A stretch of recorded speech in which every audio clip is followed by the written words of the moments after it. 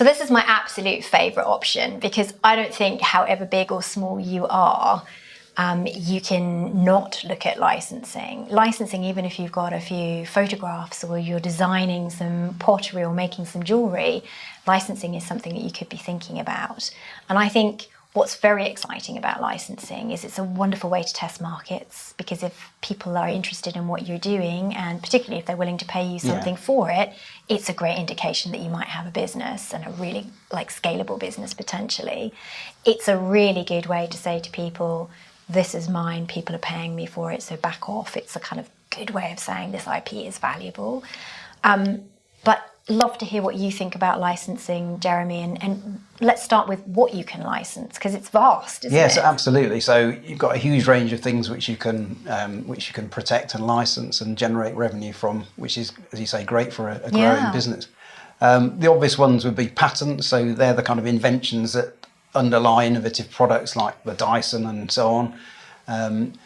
There are trademarks, which are typically brands. So if you've generated goodwill in your trading name, your brand or your logo, then you can leverage that. Good one for franchising, yeah, isn't good one it, for as well? franchising, yeah.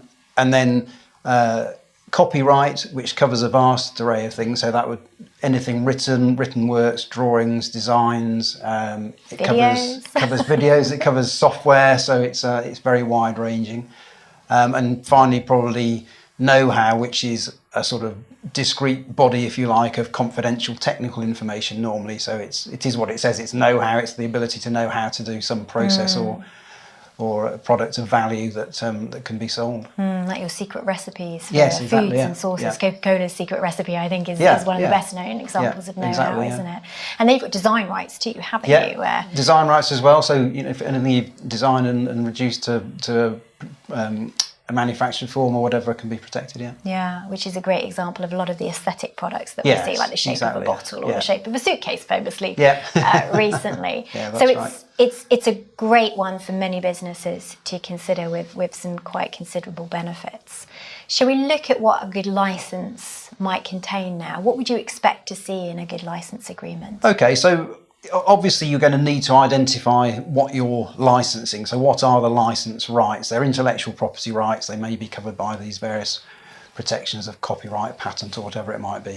So you need to clear that, set that out clearly, so that that forms the basis of the subject matter of the license.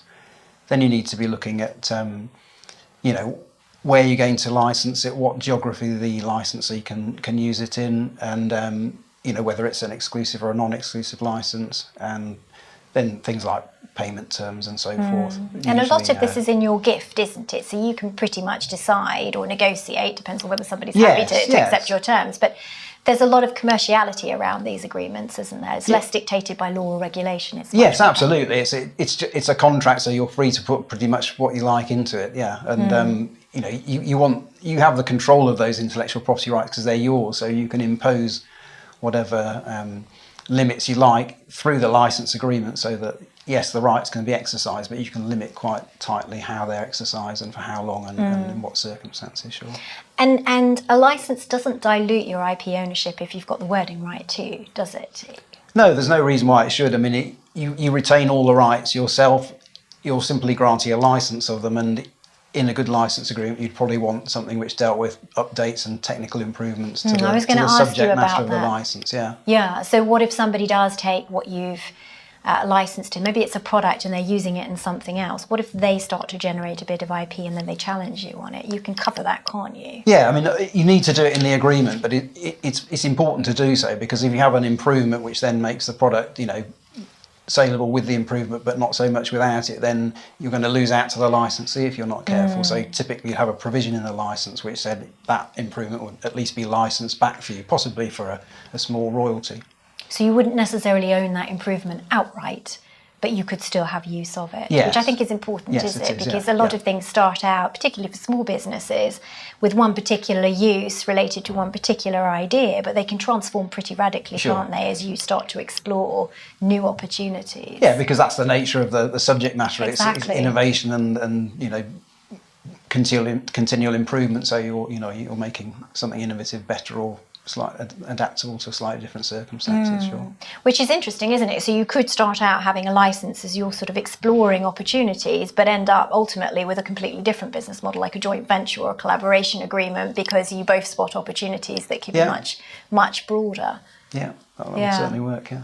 Yeah, I think it's one of the most exciting springboards into other business models too later on, but a fabulous market tester and a really good way to contain your IP without diluting it. Yeah, I think so. Yeah.